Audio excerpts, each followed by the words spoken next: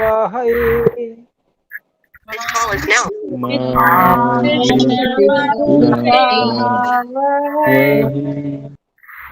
ओम शांति शांति शांति। शांति शांति शांति।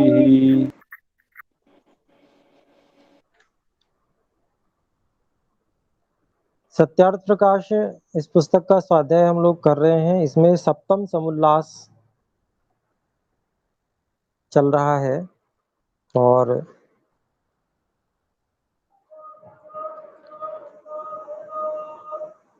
अब इसमें एक प्रश्न चलने वाला है, ईश्वर अपने भक्तों के पाप क्षमा करते हैं व नहीं। मेरी पुस्तक में ये पृष्ठ संख्या 182 पे है, सप्तम समुल्लास का यह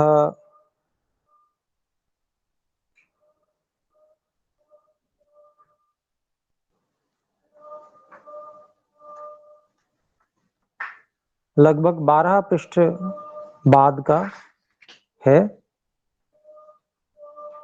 और यहाँ प्रश्न है, ईश्वर अपने भक्तों के पाप क्षमा करते हैं अथवा नहीं। तो इसका उत्तर देते हैं नहीं, क्योंकि जो पाप क्षमा करें तो उसका न्याय नष्ट हो जाए और सब मनुष्य महापापी हो जाएं, क्योंकि क्षमा की बात सुन ही के उनको पाप करने में निर्भयता और उत्साह हो जाए। जैसे राजा अपराधियों के अपराध को क्षमा कर दे तो वे उत्साहपूर्वक अधिक अधिक बड़े पाप करें, क्योंकि राजा अपना अपराध क्षमा कर देगा और उनको भी भरोसा हो जाए कि राजा से हम हाथ जोड़ने आदि चेष्टा कर अपने अपराध छुड़ा लेंगे। और जो अपराध नहीं करते वे भी अपराध करने से न डरकर पाप करने में प्रवृत्त हो जाएंगे। इसलिए सब कर्मों का फल यथावत देना ही ईश्वर का काम है, क्षमा करना नहीं। तो बहुत स्पष्ट बात बताई है और स्पष्ट रूप से उत्तर भी दिया है। वास्तव में ईश्वर का क्षमा न करना ही ये बहुत बड़ी दया है, क्योंकि यथावत जब ठीक ठीक कर्मों का फल दिया जाता है और मिलता है तो उससे उन्नति को प्राप्त होता है। व्यक्ति कुपथ से बचता है और सुपथ पर अग्रसर होता है।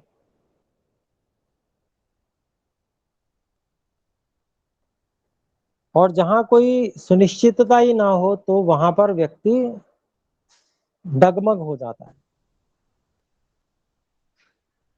मान लो कार्य तो ये कोई किया ऐसा कि क्षमा मिल जाएगी और कल्पना करें ना मिली तो परेशानी। और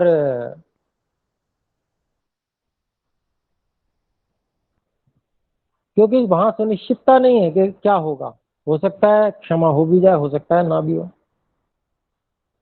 तो एक जैसा व्यवहार रहे, सुनिश्चितता रहे कि अगर पाप किया है तो दंड मिलने ही वाला है। जहां सुनिश्चितता होती है वहां अधिक सुख होता है। जहां अनिश्चितता होती है वहां पर क्या हो जाएगा पता ही कुछ नहीं है। वो अनिश्चितता की स्थिति व्यक्ति को सबसे अधिक महंगी पड़ती है, बहुत भारी हो जाती है। तो इसी तरह से ये जो बात है, वास्तविकता यही है, ईश्वर का स्वभाव भी यही है। ईश्वर की दया भी न्याय करने में ही है। तो ये बहुत सही बात और बिल्कुल स्पष्ट रूप से हमको इस प्रश्न के उत्तर में मिली। फिर प्रश्न करते हैं, जीव स्वतंत्र है व परतंत्र?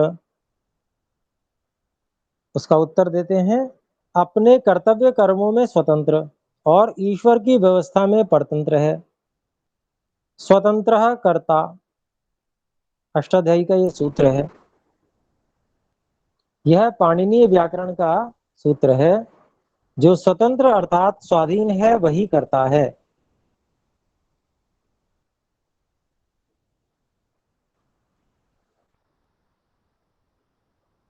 तो ये भी बहुत बिल्कुल स्पष्ट बात है और स्पष्टता पूर्वक कर्तव्य कर्मों में जो हमारी स्वतंत्रता है उसको बिल्कुल अभिव्यक्त किया यहाँ भी स्वामी जी ने, और ईश्वर की व्यवस्था में परतंत्रता को भी बिल्कुल ज्यों का त्यों अभिव्यक्त किया। कर्म करने तक जो स्वतंत्रता है वह भी है, और उसके बाद में फिर ईश्वर की व्यवस्था में हम अधीन हो जाते हैं। जैसा निर्धारित होता है ईश्वर के द्वारा फल, वो हमें भोगना ही होता है।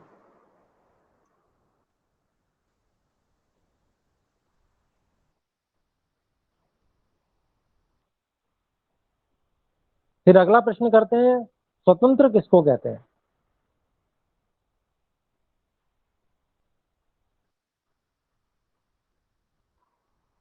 उसका उत्तर है,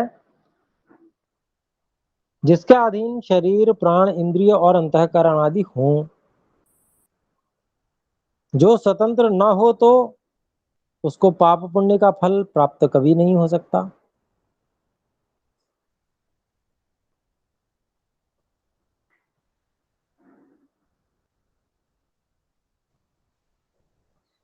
तो स्वतंत्रता की परिभाषा दी, जिसके अधीन प्राण इंद्रिय और अंतःकरण आदि।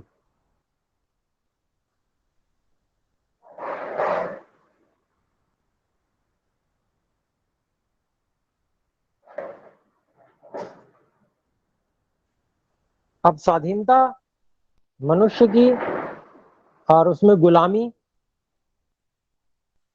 अर्थात परतंत्रता की स्थिति जो है, इस परिभाषा से देखेंगे तो सामान्य रूप से ऐसा लगेगा कि फिर तो स्वाधीन सभी हैं।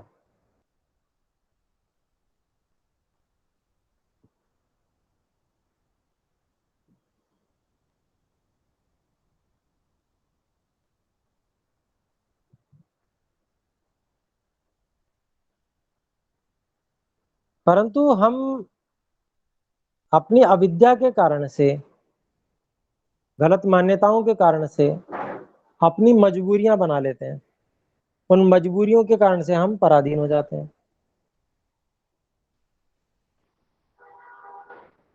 है तो स्वतंत्र ही, लेकिन गलत मान्यताओं के कारण से फिर भी हम पराधीन रहते हैं।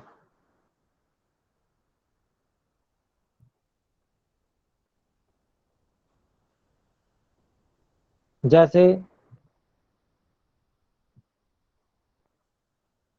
बहुत सारी व्यवस्थाएं ऐसी हैं जिनके अंतर्गत हम उन व्यवस्थाओं का हम उपयोग करते हैं। जैसे राष्ट्रीय व्यवस्था है। जिस समय अंग्रेजों का साम्राज्य था तो राष्ट्रीय व्यवस्था अंग्रेजों के हाथ में थी।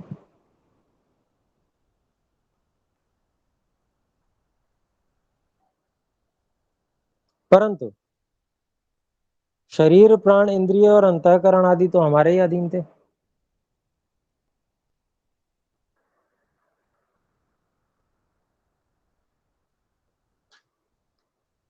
इतना सब कुछ होते हुए भी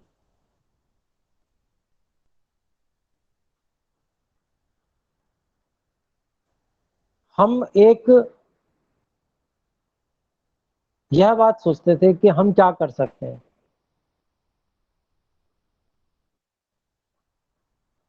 अपने आप को मजबूर ऐसा अनुभव करते थे, लाचारी का अनुभव करते थे।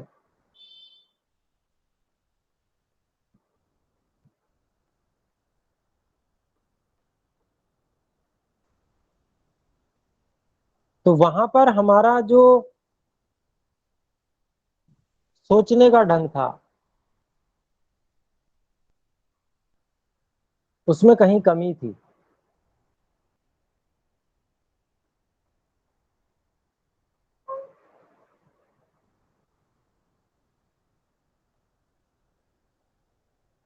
और उसके कारण से हम संगठित नहीं हो पाते थे। कुछ लोग संगठित होकर हम पर साम्राज्य कर रहे थे, और हम संगठित होकर उनका विरोध नहीं कर पाते थे।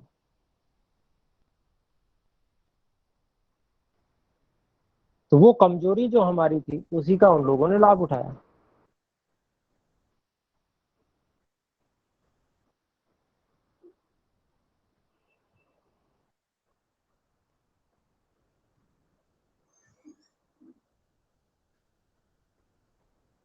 तो पाप पुण्य आदि फल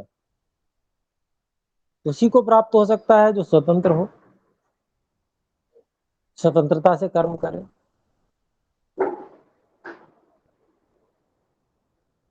तो कर्म करने में स्वतंत्र तो हम हर एक स्थिति में रहे हैं। भले ही राष्ट्रीय स्तर पर पराधीनता देखिए, लेकिन कर्मों के फल ईश्वर हमें ही देंगे। दूसरों ने आकर अपना साम्राज्य स्थापित किया, लेकिन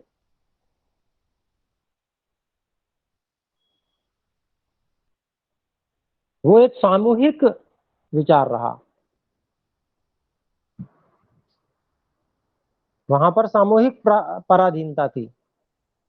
और उसके बाद में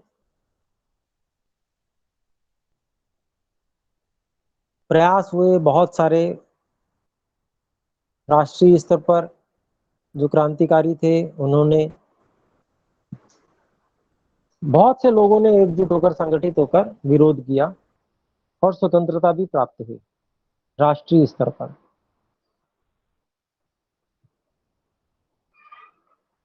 तो ये दोनों स्वतंत्रता परतंत्रता अलग अलग स्तर की जो हैं, उनको अलग अलग समझना पड़ेगा। और वह स्वतंत्रता परतंत्रता राष्ट्रीय स्तर की जो थी, वो एक अलग प्रकार की हुई, और एक व्यक्तिगत स्तर की स्वतंत्रता परतंत्रता पराधीनता वो एक अलग स्तर की है। तो इसके कई स्तर हैं। ये पराधीनता ऐसी भी हो सकती है जैसे कोई व्यक्ति अपने मस्तिष्क का उपयोग न करे और किसी की नौकरी कर ले, और नौकरी करने के बाद में जैसा वो कहे वैसा करता जाए, तो वहां उसकी पराधीनता ही होगी। वह किसी और का साधन मात्र बना हुआ है।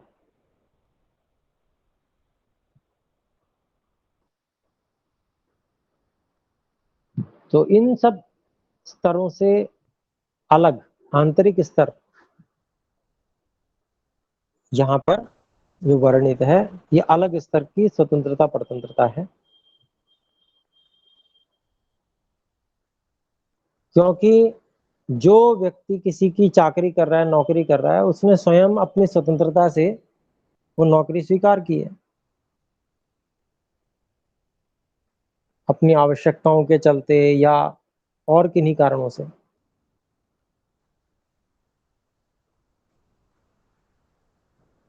तो इसलिए स्वतंत्रता वहां भी है उसको। तो यहाँ जो परिभाषा दी है, जिसके अधीन शरीर प्राण इंद्रिय और अंतःकरण आदि हों, ये आध्यात्मिक स्तर पे, सूक्ष्म स्तर पे स्वतंत्रता है, और ये प्रत्येक मनुष्य को ईश्वर ने दी हुई है। तो यही स्तर जो स्वतंत्रता का है, इसी के विषय में ये आगे जो बात कही जा रही है कि जो स्वतंत्र ना हो तो उसको पाप पुण्य का फल प्राप्त कभी भी नहीं हो सकता। क्योंकि जैसे भृत्य स्वामी और सेनाध्यक्ष की आज्ञा अथवा प्रेरणा और अधीनता से काम सिद्ध हो, तो जीव को पाप पुण्य ना लगे।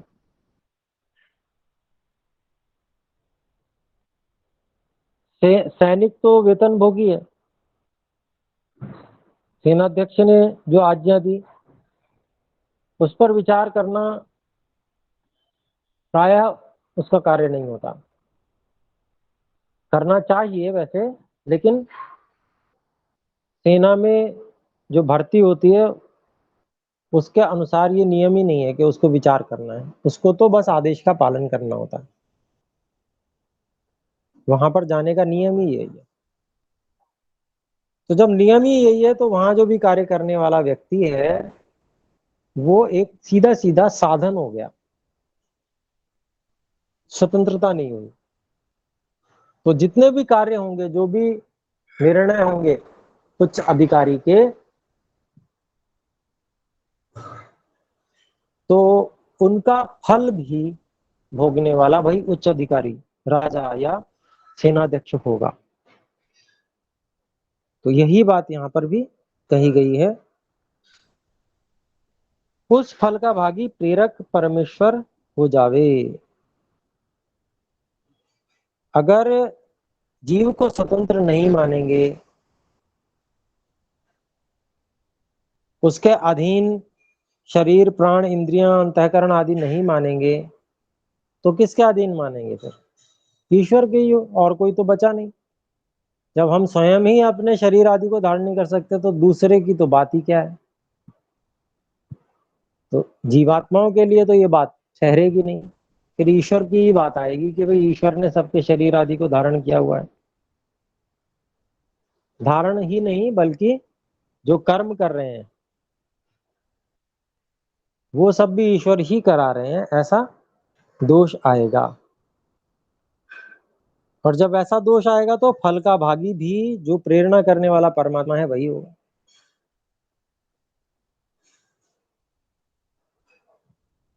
फिर कहते हैं नरक स्वर्ग अर्थात सुख दुख की प्राप्ति भी परमेश्वर को होवे। और यदि ऐसा होगा तो जो फल है वो भी परमेश्वर को ही मिलेगा, मिलना चाहिए। काम करने की स्वतंत्रता नहीं तो नहीं है, लेकिन जैसा फल भुगाया जाएगा वैसा फल भोगना पड़ेगा। ये तो अन्याय हो गया। तो ऐसा नहीं हो सकता।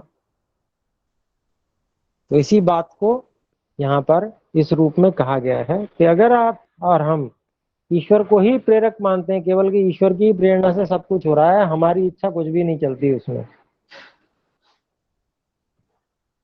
अगर ऐसा मान लें कर्म करने में, तो फिर तो उसका फल भी ईश्वर को ही मिलेगा और हमें नहीं मिलना चाहिए। अगर मिलता है तो फिर अन्याय हो जाएगा।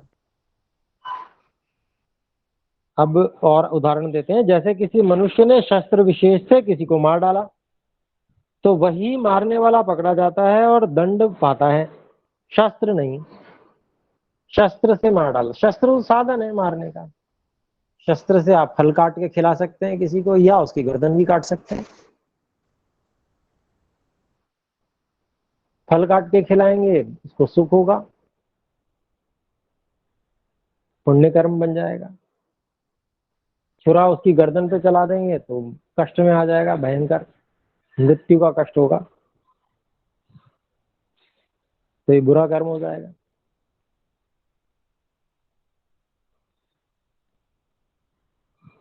तो छुरा तो दोनों काम कर रहा है प्रेरणा से। वो तो फल काट के भी खिला रहा है और गर्दन भी काट दे रहा है। वहां छुरे की ऐसी कोई भूमिका नहीं है कि उसको फल दिया जाए, उसको कर्म का फल भुगाया जाए। वो तो जिस जो करने वाला है, छुरे का उपयोग करने वाला है, ये तो उसी का कर्म है। वैसे ही पराधीन जीव पाप पुण्य का भागी नहीं हो सकता।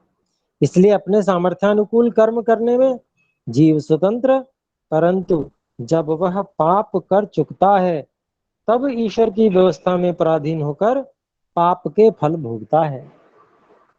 इसलिए कर्म करने में जीव स्वतंत्र और पाप के दुख स्वरूप फल भोगने में परतंत्र होता है। तो ये बात बिल्कुल स्पष्ट हो गई प्रश्नोत्तर के माध्यम से। आगे देखते हैं, प्रश्न कर रहे हैं स्वामी जी, प्रश्न करके उत्तर भी देंगे। जो परमेश्वर जीव को न बनाता और सामर्थ्य न देता तो जीव कुछ भी न कर सकता, इसलिए परमेश्वर की प्रेरणा ही से जीव कर्म करता है। एक प्रश्न रखा, या ऐसा लोग कहते हैं तो वो प्रश्न के रूप में रख दिया स्वामी जी ने। अब उसका उत्तर भी देते हैं। उत्तर, जीव उत्पन्न कभी न हुआ, अनादि है।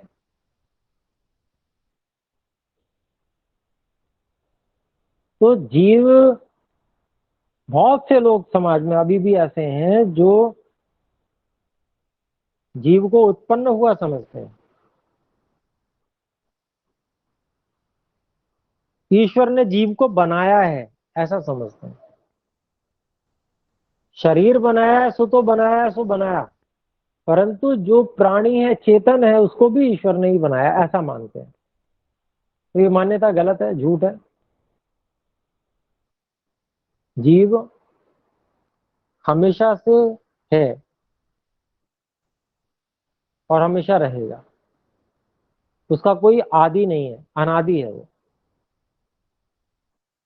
और ऐसी ही हमारी अनुभूति भी है। हम सदा से हैं, सदा रहेंगे, ऐसे ही हम अनुभव करते हैं, मानते भी ऐसे ही हैं। शरीर पे आरोपित करने लगते हैं, लेकिन तो गड़बड़ हो जाती है। शरीर तो सदा से नहीं है और सदा रहने वाला भी नहीं है।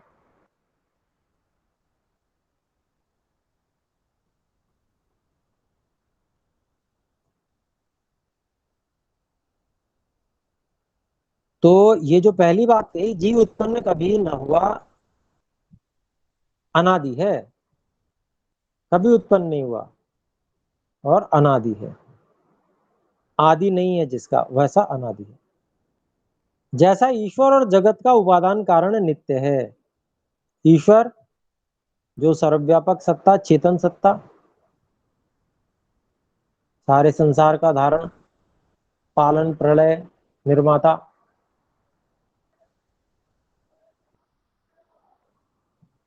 सारे कार्य करने वाले जो ईश्वर हैं, परमात्मा हैं, वो निमित्त कारण हैं संसार को बनाने में, अर्थात बनाने वाले हैं।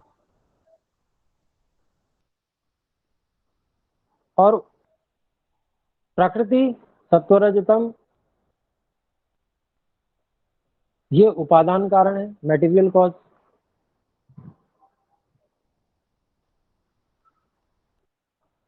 जिससे सारी सृष्टि बनी है। तो ये भी नित्य है। जैसे जीवात्मा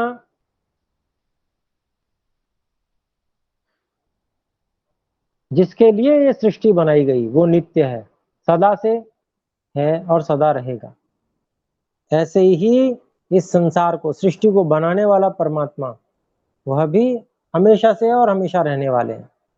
और इसका जो सृष्टि को बनाने के लिए जो मटेरियल का कॉज है, जिस जिस मटेरियल को, जिस सूक्ष्म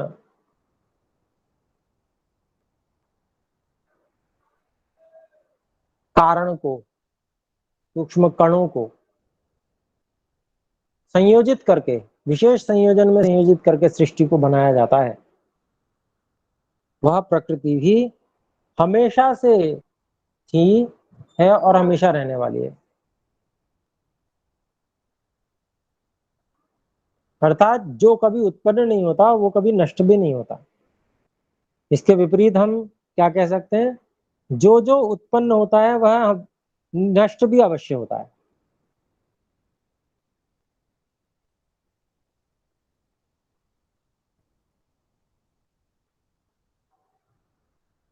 तो जीव, ईश्वर और प्रकृति, इन तीन की बात यहाँ कही गई, तीनों ही अनादि हैं।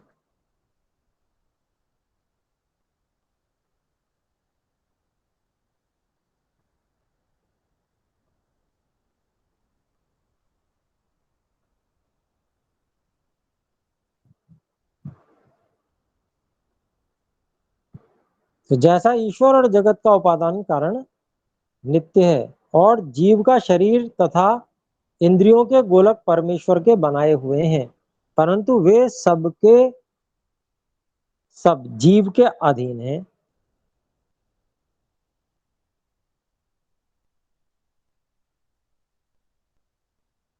जो कोई मन कर्म वचन से पाप पुण्य करता है वही भोगता है, ईश्वर नहीं। तो ये बात यहां पर बताई गई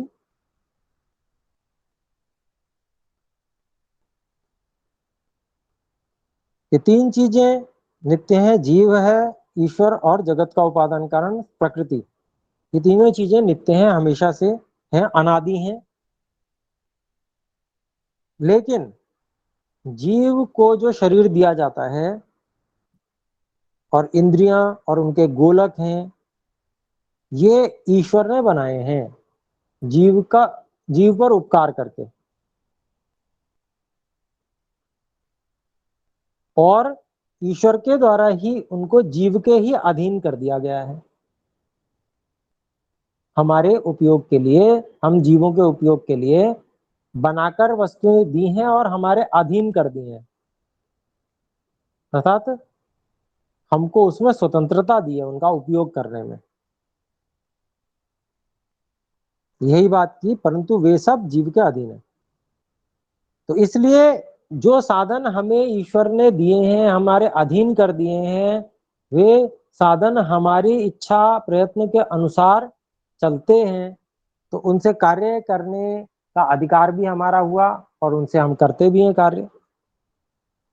तो मन, वाणी और शरीर, मन, वचन और कर्म, तीनों से जो इन साधनों का उपयोग करके हम पाप या पुण्य करते हैं, हम ही उसके भोक्ता होते हैं, ईश्वर नहीं। ईश्वर ने तो दया करके हमें दे दिए ये साधन, उसमें ईश्वर का कोई दोष नहीं है।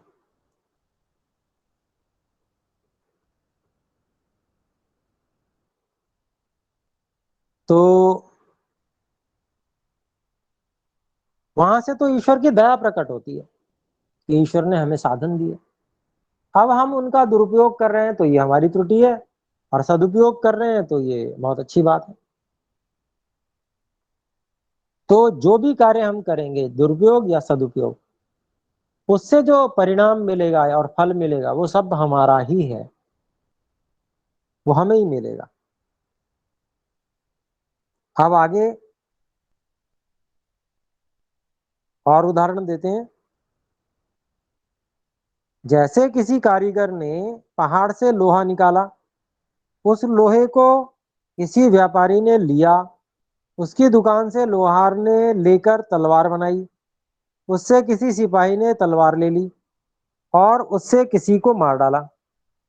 अब यहाँ जैसे वह लोहे को उत्पन्न करने, उससे लेने, तलवार बनाने वाले और तलवार को पकड़कर राजा दंड नहीं देता, किंतु जिसने तलवार से मारा वही दंड पाता है। इसी प्रकार शरीर आदि की उत्पत्ति करने वाला परमेश्वर उसके कर्मों का भोक्ता नहीं होता, किंतु जीव को भुगाने वाला होता है। जो परमेश्वर कर्म कराता होता तो कोई जीव पाप नहीं करता। कितनी बढ़िया बात कही। ईश्वर किसी से पाप तो कराएंगे ही नहीं, क्योंकि ईश्वर तो संपूर्ण ज्ञानी है और पूर्ण धार्मिक भी है, तो पाप कर्म तो वो करा ही नहीं सकते। तो ये बात जो कही, क्या कही? जो परमेश्वर कर्म कराता होता तो कोई जीव पाप नहीं करता, क्योंकि परमेश्वर पवित्र और धार्मिक होने से किसी जीव को पाप करने में स्वतंत्र, कुछ मिसप्रिंट हो गया है।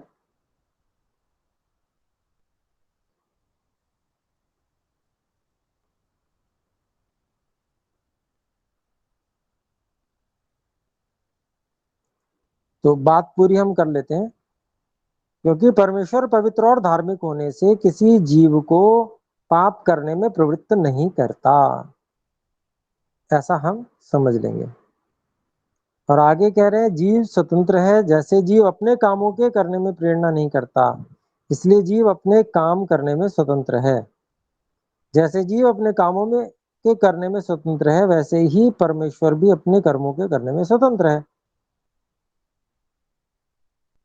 तो ईश्वर अपने कार्य करते हैं, जीव को साधन दे रखे हैं, शक्ति दे रखी है, उन साधनों से जीव भी कर्म करता है, लेकिन उसका जिम्मेदार वो स्वयं है, स्वतंत्र होने के कारण से अपनी स्वतंत्रता से वो कार्य करता है।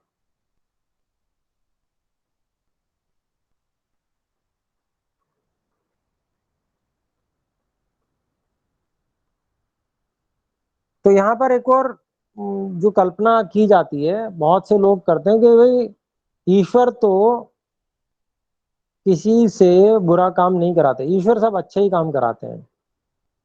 पर एक और उन्होंने कल्पना की, शैतान एक ऐसी चीज है कि जो बुरे काम कराता है। तो उन लोगों का दिमाग इस बात में उलझा हुआ है कि सब कुछ परमात्मा ईश्वर ही कराता है, इसलिए उनको एक और कल्पना करनी पड़ गई कि बुरे काम कौन कराता है, तो बुरे काम फिर शैतान कराता है। यानी कि अपना पल्ला झाड़ लिया, हम कुछ करते कराते नहीं है, बुरा काम किया तो हमारा उसमें कोई दोष नहीं है, हमसे तो शैतान ने करा दिया। इस तरह से अपनी जिम्मेदारी से भागने वाले लोग इस तरह के बहाने बनाया करते हैं। फिर शैतान की अगर कल्पना करें तो फिर तुलना करनी पड़ेगी, बलवान कौन है, शैतान है या ईश्वर है? तो इसका उत्तर मिलता नहीं है। शैतान को बलवान कहें तो ईश्वर को मार ही डालेगा, वो क्यों छोड़ेगा, अपना ही साम्राज्य कर लेगा स्थापित। और अगर शैतान कमजोर है, ईश्वर बलवान है, तो ईश्वर ने शैतान को रहने कैसे दिया?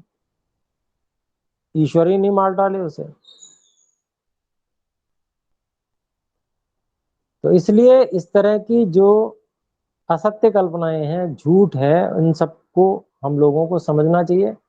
समाज में ऐसी बात करने वाले भी बहुत सारे लोग हैं, और बहुत सारे ऐसे भी लोग हैं, हाँ बात तो तुम्हारी भी ठीक है और बात तो तुम्हारी भी ठीक है। अब जब दो विरोधी बातें हैं तो सबकी बात कैसे ठीक हो जाएगी? इसलिए ऐसे व्यक्तियों को, कहीं सभा में हम हो तो उनको बता देना चाहिए कि भाई तुम गलत हो, हम आपका समर्थन नहीं करते हैं, आप झूठ बोल रहे हैं।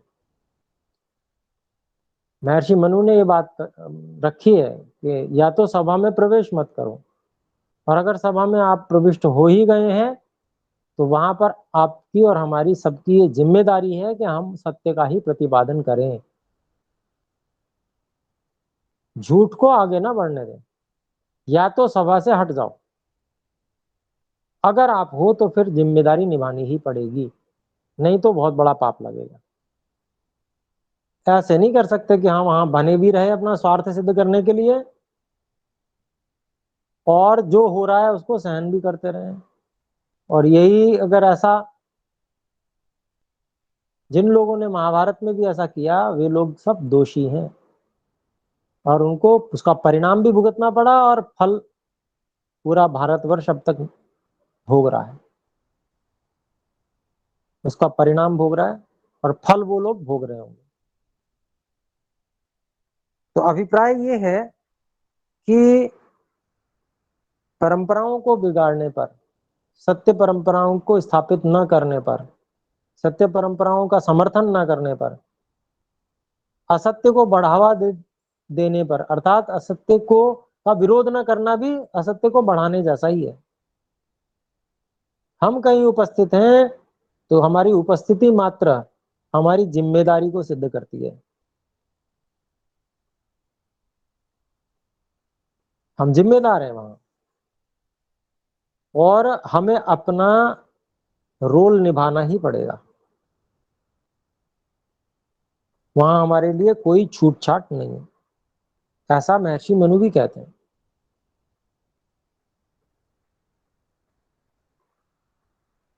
तो ये एक जो बात बीच में इसलिए मैंने रख ली कि बहुत सारे लोग ऐसे हैं जो शैतान भी मानते हैं, और शैतान ने करवा दिया, ऐसा मानते हैं। वो अपना पल्ला झाड़ने के लिए कि नहीं मेरा कोई दोष नहीं है, मैं तो बिल्कुल भी नहीं करना चाहता था, लेकिन मैं विवश हो गया, मजबूर हो गया। वो और कोई शैतान नहीं, वो स्वयं वो व्यक्ति शैतान है। शैतान और कुछ नहीं होता, वो स्वयं ही वो शैतान है, ऐसा शैतान है, उसका नाश करना आवश्यक है, जो बहाना बना रहा है। तो इसलिए जीव अपने काम करने में स्वतंत्र है। जैसे जीव अपने कर्मों को करने में स्वतंत्र है, वैसे परमेश्वर भी अपने कर्मों को करने में स्वतंत्र है। प्रश्न, जीव और ईश्वर का स्वरूप, गुण, कर्म और स्वभाव कैसा है? इसका उत्तर देते हैं, दोनों चेतन स्वरूप हैं। स्वभाव दोनों का पवित्र, अविनाशी और धार्मिकता आदि है। परंतु परमेश्वर के सृष्टि की उत्पत्ति, स्थिति, प्रलय, सबको नियम में रखना, जीवों को पाप पुण्य के फल देना और धर्म युक्त कर्म है, देना आदि धर्म युक्त कर्म है। और जीव के संतानोत्पत्ति, उनका पालन, शिल्प विद्या आदि अच्छे बुरे कर्म हैं। ईश्वर के नित्य ज्ञान, आनंद, अनंत बल आदि गुण हैं। ये तो ईश्वर के गुण हो गए। फिर आगे, और जीव के न्याय दर्शन के सूत्र में बताते हैं क्या गुण है। इच्छा, द्वेष, प्रयत्न, सुख, दुख, ज्ञानान्यात्मनो लिंगम इति। तो इच्छा, द्वेष, प्रयत्न, सुख, दुख, ज्ञानानि, ये 6 हैं आत्मा के, ये लक्षण हैं, गुण, पहचान, ऐसे लक्षण जिनसे उसको पहचाना जाता है।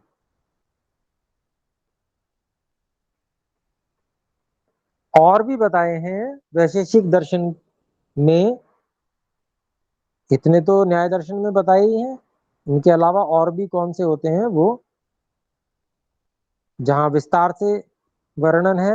वैशेषिक दर्शन के सूत्र के अनुसार, प्राणापान निमेषोन्मेष जीवन मनोगतीन्द्रियंतर विकारा सुख दुखे इच्छा द्वेषो प्रयत्नाश्चात्मनो लिंगानि। क्या क्या है? प्राण, अपान, निमेष, उन्मेष, जीवन, मनः, गति, इंद्रियांतर विकार, सुख दुख, इच्छा द्वेष, प्रयत्न, ये आत्मा के ऐसे लक्षण हैं जिनसे उस आत्मा को पहचाना जाता है। तो इसका अभिप्राय देखते हैं, महर्षि जी क्या लिखते हैं। दोनों सूत्रों में इच्छा, पदार्थों की प्राप्ति की अभिलाषा, द्वेष, दुखादि की अनिच्छा, वैर, प्रयत्न, पुरुषार्थ,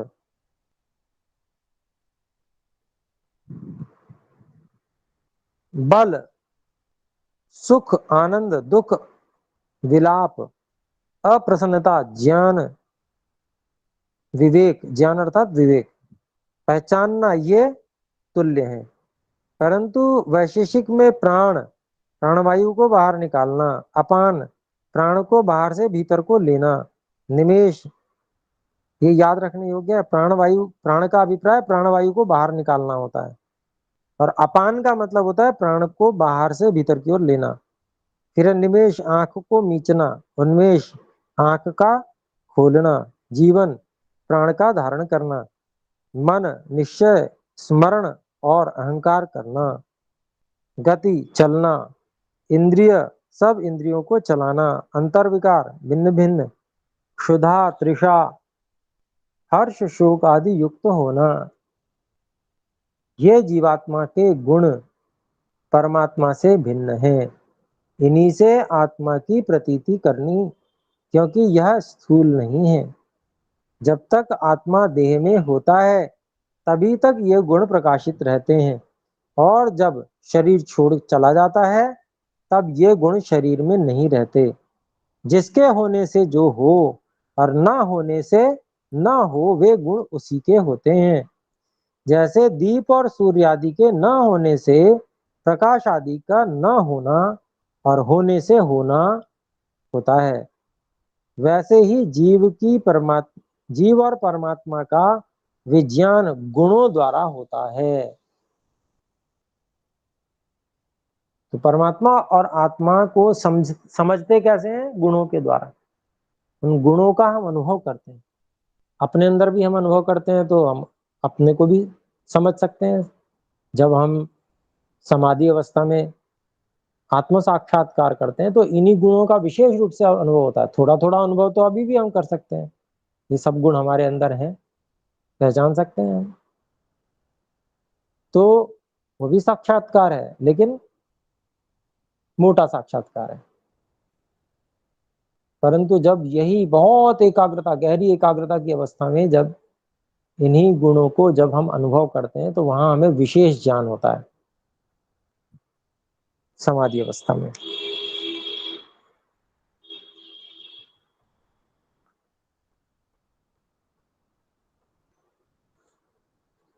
तो यहां पर ये बात आई, भिन्न भिन्न क्षुधा तृषा हर्ष शोक आदि युक्त होना, ये जीवात्मा के गुण परमात्मा से भिन्न हैं। तो परमात्मा में ऐसे गुण नहीं आते, ये गुण जीवात्मा के ही हैं। इन्हीं से आत्मा की प्रतीति करनी, क्योंकि वह स्थूल नहीं है। आत्मा को कैसे जानेंगे? तो इन गुणों से जानेंगे। दूसरी जगह, जहां एक तो हम स्वयं को भी जान सकते हैं कि हम में ये सब गुण है, दूसरे शरीर में अगर ये गुण प्रकट हो रहे हैं तो समझ जाएंगे यहाँ भी जीवात्मा है।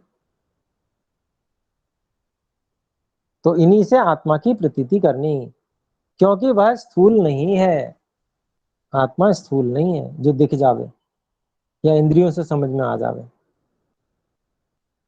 आगे देखते हैं, जब तक आत्मा देह में होता है तभी तक ये गुण प्रकाशित रहते हैं। जब शरीर छोड़कर चला जाता है तब ये गुण शरीर में नहीं रहते। जिसके होने से जो हो और न होने से ना हो, वे गुण उसी के होते हैं। जैसे दीप और सूर्य आदि के न होने से प्रकाश आदि का ना होना और होने से होना, वैसे ही जीव और परमेश्वर परमात्मा का विज्ञान गुण द्वारा होता है। तो ये बात हमें अच्छे से समझ में आ गई। अब हम आगे बढ़ते हैं। प्रश्न है, परमेश्वर त्रिकालदर्शी है, वो इससे भविष्यत की बातें जानता है। यह जैसा निश्चय करेगा जीव वैसा ही करेगा। इससे जीव स्वतंत्र नहीं, और जीव को ईश्वर दंड भी नहीं दे सकता, क्योंकि जैसा ईश्वर ने अपने ज्ञान से निश्चित किया वैसा ही जीव करता है। कितनी जबरदस्त घेराबंदी की है, लेकिन जितनी जबरदस्त घेराबंदी की है प्रश्न करने वाले ने, उत्तर भी उतना ही जबरदस्त होगा। तो आइए उत्तर देखते हैं। ईश्वर को त्रिकालदर्शी कहना मूर्खता का काम है, कि क्योंकि जो होकर ना रहे वह भूतकाल, और ना होके होवे वह भविष्यत काल कहता है। क्या ईश्वर को कोई ज्ञान होके नहीं रहता अथवा न होके होता है? कितना जबरदस्त प्रश्न है। समझ में आए तो अब समझना पड़ेगा हमको। त्रिकालदर्शी ईश्वर को कह रहे हैं।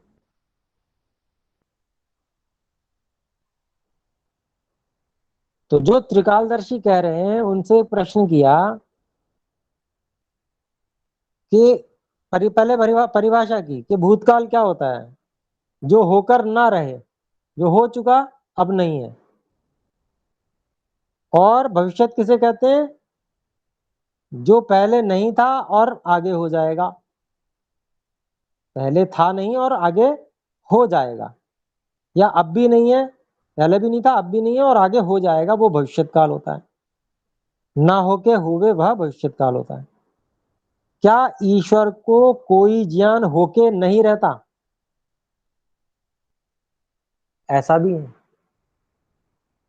मतलब हुआ था और अब नहीं है उसको ज्ञान। भूतकाल हो सका है क्या ईश्वर के ज्ञान में? प्रश्न कर रहे हैं। तो फिर कहते हैं, क्या ईश्वर को कोई ज्ञान होके नहीं रहता तथा न होके होता है? अगली बात फिर कही, न होके ऐसा भी है कुछ कोई ज्ञान जो ईश्वर को न होके होता है, पहले था नहीं अब भी नहीं है और आगे हो जाएगा। ऐसा कोई भी कोई ज्ञान है क्या? अर्थात नहीं है, ऐसा कोई भी ज्ञान नहीं है कि जो ईश्वर को अब हो रहा हो लेकिन आगे कभी वो ज्ञान नहीं होगा। ऐसा कोई भी ज्ञान नहीं है। और ऐसा भी कोई ज्ञान नहीं है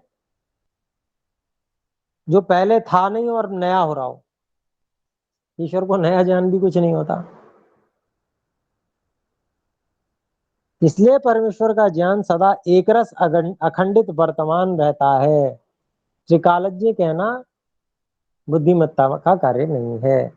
ईश्वर का ज्ञान अखंड एकरस सदा वर्तमान, ऐसा ज्ञान है ईश्वर का।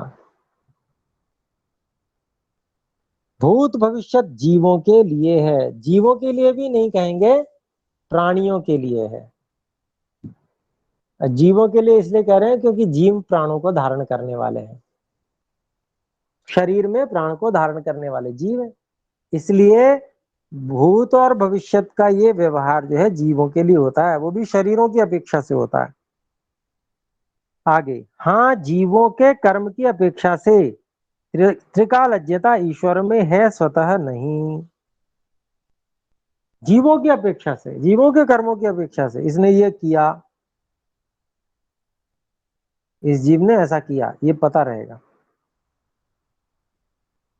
तो ऐसी त्रिकालज्ञता है। वैसे ही जो कहा जाता है सामान्य रूप से ही ईश्वर त्रिकालदर्शी, तो वो गलत बात है। वहां अपेक्षा है ऐसा कहने में भी। किसकी अपेक्षा है? जीवों की अपेक्षा है, जीवों के कर्मों की अपेक्षा है।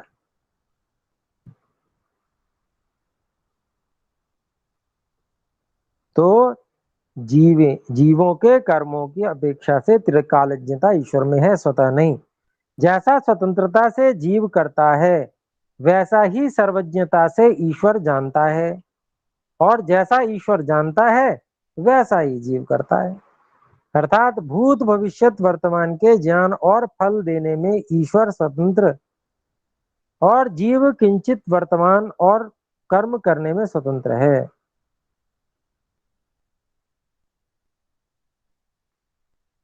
ईश्वर का अनादि ज्ञान होने से जैसे कर्म का ज्ञान है वैसा ही दंड देने का भी ज्ञान अनादि है। दोनों ज्ञान उसके सत्य हैं। क्या कर्म ज्ञान सच्चा और दंड ज्ञान मिथ्या कभी हो सकता है? इसलिए इसमें कोई भी दोष नहीं आता। तो इस चीज को अपने लोगों को यूं समझना है कि वैसे तो ईश्वर का ज्ञान जो है वो एक रस है, सदा वर्तमान। परंतु जो प्राणी है, जीव शरीरधारी हैं, शरीर की अपेक्षा से भूत वर्तमान और भविष्य ये तीन काल होते हैं शरीर। क्योंकि शरीर जन्म लेता है, फिर उसके बाद बड़ा होता है, फिर उसके बाद मरता है। तो इसमें काल निश्चित है, निश्चित काल है, तय है, इतने समय से इतने समय से इतने समय तक। तो जहां काल की सुनिश्चितता है, तय है, इतना मात्रा सीमित है, वहां पर भूत वर्तमान और भविष्य ये तीन काल होंगे। तो कर्म करने में भी जो जीव कर्म करता है उसका भी भूत वर्तमान और भविष्य होता है। जो कर चुका, कर्मों को जो कर चुका वो भी ईश्वर के ज्ञान में है, जो कर रहा है वो भी ईश्वर के ज्ञान में है, और जो जीव कर्म करेगा वो भी ईश्वर के ज्ञान में है। इसका अभिप्राय ये नहीं हुआ कि जो ठीक ठीक यही कर्म करेगा वही ज्ञान, केवल वही ज्ञान ईश्वर के ज्ञान में है, बल्कि जो विकल्प कर्मों के हमारे सामने उपस्थित है, जीवों के सामने उपस्थित है, उन विषयों के बारे में पूरी जानकारी है ईश्वर को। हर विकल्प पता है,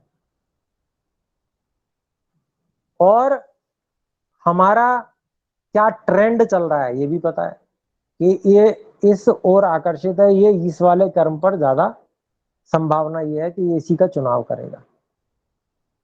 तो ये तो जानना, ये तो संभावना का आधार है, ये तो सुनिश्चित ज्ञान नहीं है। वहां स्वतंत्रता शेष है, वहां परतंत्रता नहीं हुई, क्योंकि जान तो सब कुछ रहे हैं ईश्वर कि ये कर सकता है, ये इसके पास विकल्प हैं, इस कार्य को किए जाने की संभावना सबसे अधिक है, परंतु यही वाला कर्म करेगा। यहां पर अगर ऐसा ज्ञान होता है ईश्वर को, तो इसका मतलब फिर पराधीनता हो जाती है, फिर तो वहां पराधीनता हो गया, पराधीन हो गया जीव। ईश्वर ने तय कर रखा है, वही वो करेगा, तो ऐसी बात नहीं है। इसको यहाँ पर त्रिकालज्ञता का अर्थ इस रूप में लेना चाहिए कि ईश्वर जो हमने किए हैं कर्म उनको भी जानते हैं, जो हम वर्तमान में कर रहे हैं उनको भी जानते हैं, और जो भविष्य में करेंगे उन सारे विकल्पों को भी जानते हैं, संभावनाओं को भी जानते हैं। तो यही त्रिकालज्ञता है, ऐसा अपने लोगों को समझना चाहिए।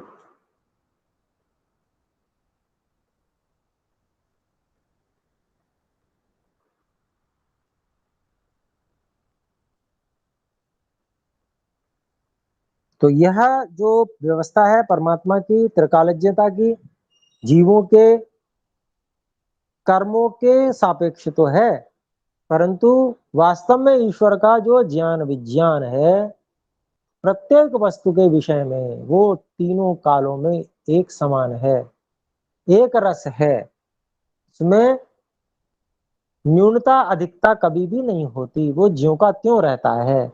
इस बात को अपने लोगों को समझना चाहिए।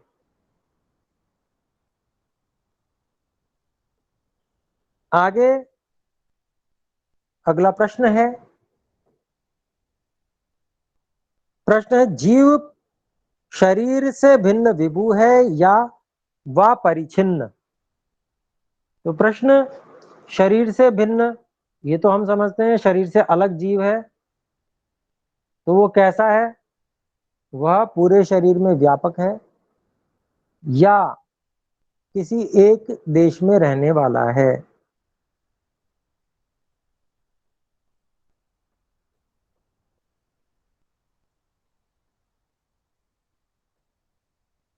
तो जीव शरीर में भिन्न है और विभु है, क्या मतलब? व्यापक है, शरीर में, पूरे शरीर में व्यापक है क्या जीव? अथवा परिच्छिन्न अर्थात एक देशी, किसी एक जगह रहने वाला। सूक्ष्म होगा तो एक जगह रहेगा और जगह बदलता रहेगा, और व्यापक होगा तो सब जगह पहले से ही विद्यमान रहेगा।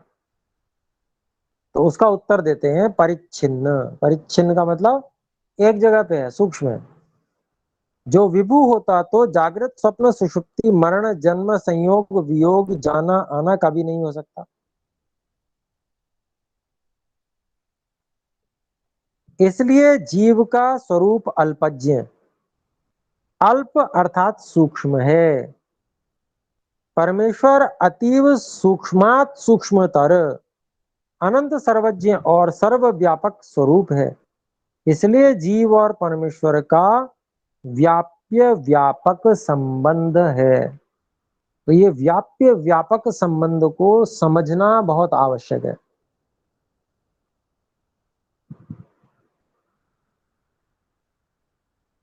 आगे इसका उदाहरण भी आ रहा है, परंतु वो जो उदाहरण होता है वो 100% घटित नहीं होता, उदाहरण के एक भाग का ही ग्रहण किया जाता है समझने की दृष्टि से, उदाहरण होता है वो।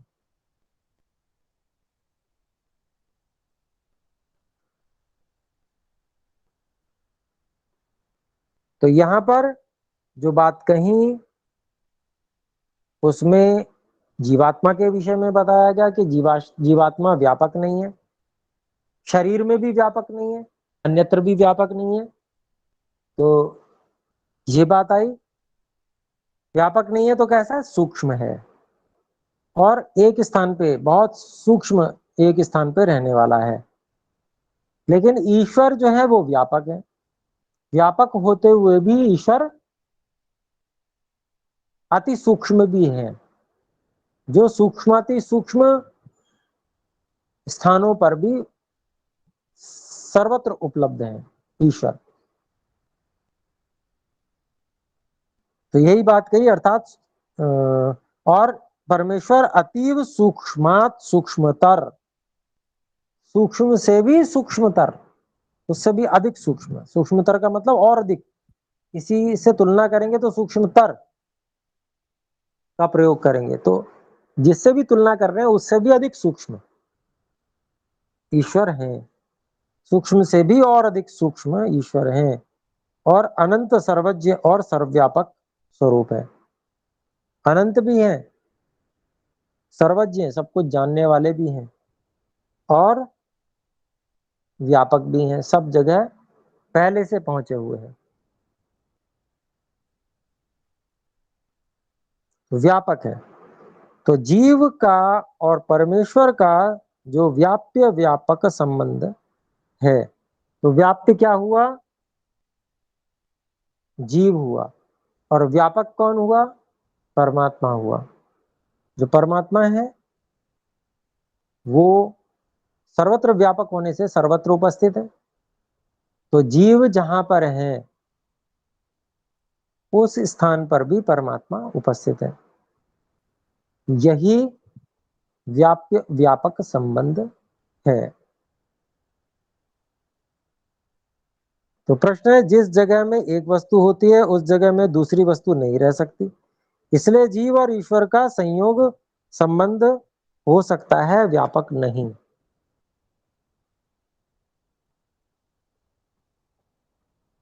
तो जिस जगह में एक वस्तु रहती है उस जगह में जो दूसरी वस्तु नहीं रह सकती, यह बात भौतिक वस्तुओं पे लागू होती है, चेतन वस्तुओं पे ये बात लागू नहीं होती। एक तो ये उत्तर है, और आगे जो उत्तर है उसको भी हम समझने का प्रयास करेंगे। इसलिए जीव और ईश्वर का संयोग संबंध हो सकता है, व्यापक नहीं। ये है प्रश्न पूर्व पक्षी के द्वारा किया गया है। मतलब दोनों जुड़े हुए तो हो सकते हैं पर व्याप्य व्यापक संबंध नहीं हो सकता है, ऐसा कहना है।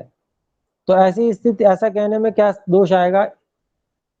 जितने जीवात्मा हैं जहां जहां हैं उस जगह पे ईश्वर में छेद हो जाएंगे, वहां ईश्वर नहीं है, इसलिए जहां जहां ईश्वर होगा वहां वहां छेद हो जाएंगे। जहां जहां जीव होंगे तो जितना भी सूक्ष्म जीव है उतने सूक्ष्म छेद ईश्वर में हो जाएंगे। तो क्या किसी को ये स्वीकार है कि ईश्वर छेद छेद छेद छेद छेद छेद छेद, जितने भी जीवात्मा उतने छेद वाला है?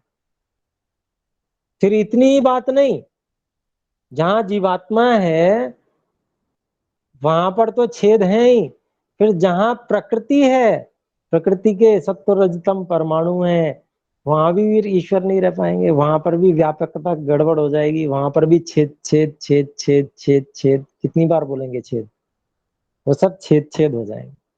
तो क्या स्वीकार कर पाएंगे इस बात को? तो फिर व्यापकता ही कहाँ रही अगर छेद छेद छेद छेद हो गया तो? और ईश्वर को तो अवर्णम कहा है, जिसमें कोई छेद किस नहीं हो सकता। तो ये जो बात है ये गलत है।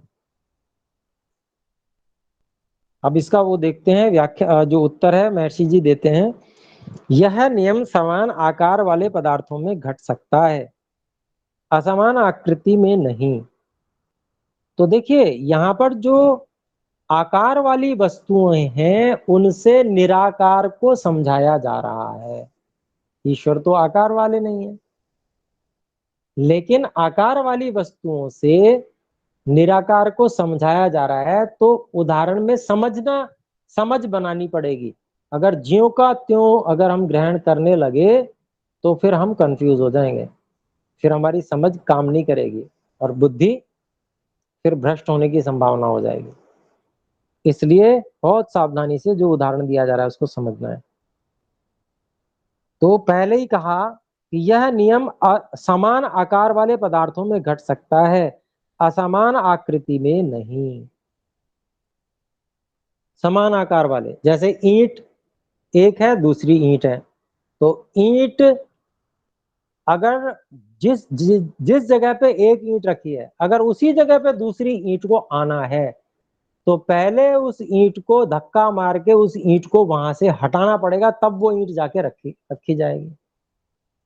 तो ये समान आकार वाले पदार्थों की बात हो गई। लेकिन असमान आकार वाले, ईंट रखी हुई है, पानी डाल दीजिए, तो पानी ईंट के अंदर बिंध जाएगा, कण कण के अंदर, और वहीं पर ईंट भी होगी और वहीं पर पानी भी होगा। ये उदाहरण है। लेकिन जब हम सूक्ष्म परमाणु स्तर पे बात करेंगे, तो जहां ईंट का सूक्ष्म परमाणु है वहां पर जल का परमाणु नहीं आ सकता। वो तो दो ईंट के परमाणुओं के बीच में जगह है, जिसके कारण से जल आ गया। तो ये आकार वाली वस्तुओं का उदाहरण है। इसमें केवल यह समझना है कि व्याप्य व्यापकता कैसी होती है, उसको समझने की बात है। जल से भरी हुई बाल्टी है, उसमें ईंट को अंदर रख दिया, ईंट के अंदर भी पानी घुस जाएगा प्रत्येक कण के बीच में, तो अब पानी हो गया व्यापक। अब ईंट को हटाते हैं, हम रुई का फाया ले सकते हैं, तो रुई के फाये में भी ऐसे ही हो सकता है।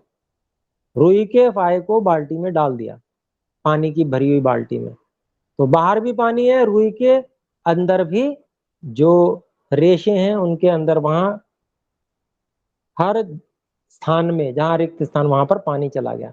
तो रुई कहा क्या जाएगा, रुई के अंदर भी पानी है, रुई के बाहर भी पानी है, पानी व्यापक है।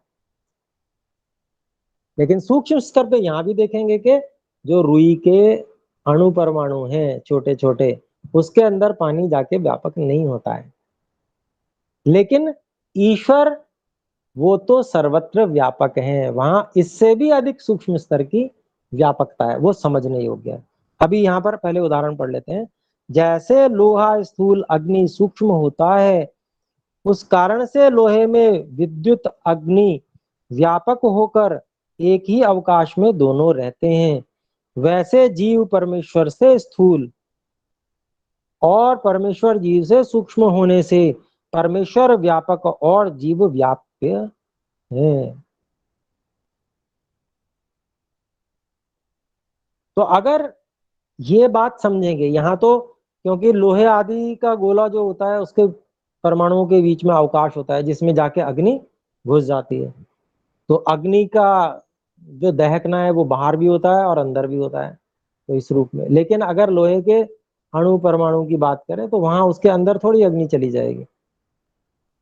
तो यहाँ पर भी आकार वाली वस्तुओं का उदाहरण देके व्यापकता को मात्र ये समझाया जा रहा है कि जैसे लोहे को हम एक वस्तु मानते हैं, उसके अंदर और बाहर दोनों जगह अग्नि व्यापक हो गई, इसी तरह से जीवात्मा और परमात्मा की स्थिति भी है। लेकिन जीवात्मा क्योंकि वह अभौतिक है, भौतिक नहीं है, वहां कोई परमाणु भी नहीं है, वह तो चेतन सत्ता है, चेतन तत्व है। और चेतन तत्व जो होता है वह भौतिक नहीं होता। स्थान घेरने का अर्थात स्थान पे कब्जा करने का ऐसा गुण नहीं होता कि उस स्थान पे दूसरा कुछ नहीं आ सकता। चेतन जो तत्व है वह ऐसा तत्व है कि जो अनुभूति के स्तर वाला तत्व है। और जो स्थूल तत्व है प्रकृति आदि, ये आकार वाली चीजें हैं, तो इनमें अनुभूति की योग्यता नहीं है, दोनों में भेद है। तो जो स्थूल वस्तु है जिसमें आकार है, उसमें अनुभूति आदि की योग्यता नहीं है, और वो आकार है वो जगह घेरती है। और जो चेतन चीजें हैं वो स्थान घेरते नहीं है, वो हर जगह पे रहते हैं, आ जा सकते हैं। तो ऐसे ही जीवात्मा और परमात्मा चेतन तत्व हैं, और प्रकृति जीवात्मा और परमात्मा, प्रकृति के परमाणु जीवात्मा और परमात्मा तीनों एक ही जगह पे रह सकते हैं, क्योंकि तीन में से एक ही ऐसे गुण वाली चीज है कि जो घेरती है जगह को, अर्थात उसकी जगह पे दूसरा उसी के जैसा दूसरा परमाणु नहीं आ सकता, आएगा तो उसको हटाकर आएगा। तो ये गुण केवल प्रकृति में, ऐसा समझना चाहिए। तो ये व्याप्य व्यापक भाव चेतन का, ईश्वर जो चेतन है उसका इस रूप में है कि वो सब जगह व्यापक है। जीवात्मा जहां पर है वहां पर भी व्यापक है, वहां पर छिद्र होने जैसी कोई गुंजाइश ही नहीं है। छिद्र तो भौतिक वस्तुओं में होते हैं जो अनेक अणुओं से मिलकर बने हुए होते हैं, तो उनमें छेद होने की संभावना होती है, क्योंकि उनमें छेद करते हैं तो उसके परमाणु दाएं बाएं हट जाते हैं, तो उसमें छेद हो जाता है, विस्थापित हो जाते हैं। तो ऐसी संभावना विस्थापन होने की, अणुओं की, परमाणुओं के विस्थापन होने की संभावना चेतन में है ही नहीं। चेतन में तो इस प्रकार का कोई अणु परमाणु है ही नहीं। इसलिए एक ही स्थान पर स्थान घेरने वाली वस्तु और न स्थान घेरने वाली सभी वस्तुएं रहती हैं।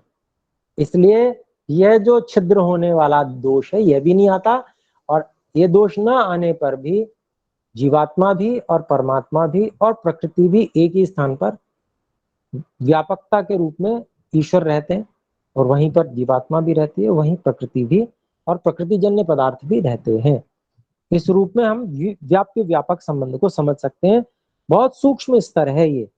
और यहाँ पर जो उदाहरण दिया गया है ये स्थूल रूप से समझने समझाने के लिए ये उदाहरण दिया गया है, जिससे कि हमें ये समझ में आए कि एक जैसे वस्तु आकार वाली है, गोला है, उसके बीच में अग्नि वहां अंदर भी है और बाहर भी है। तो अंदर बाहर का व्यवहार समझने के लिए सर्वत्र कैसे कोई चीज सर्वत्र होती है, इस बात को समझने के लिए वहां पर अग्नि का उदाहरण दिया गया।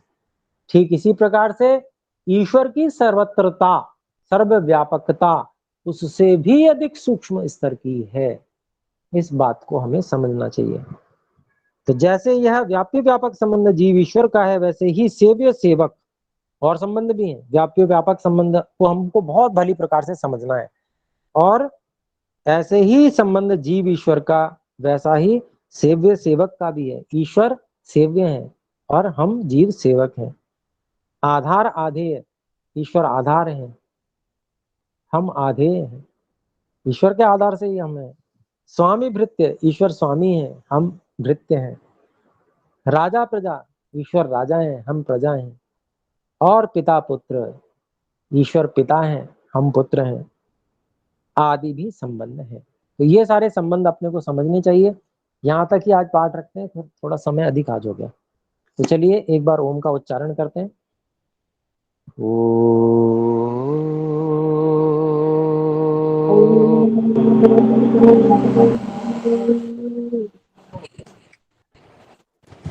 सभी को सादर नमस्ते। नमस्ते आचार्य। नमस्ते गुरुजी। नमस्ते।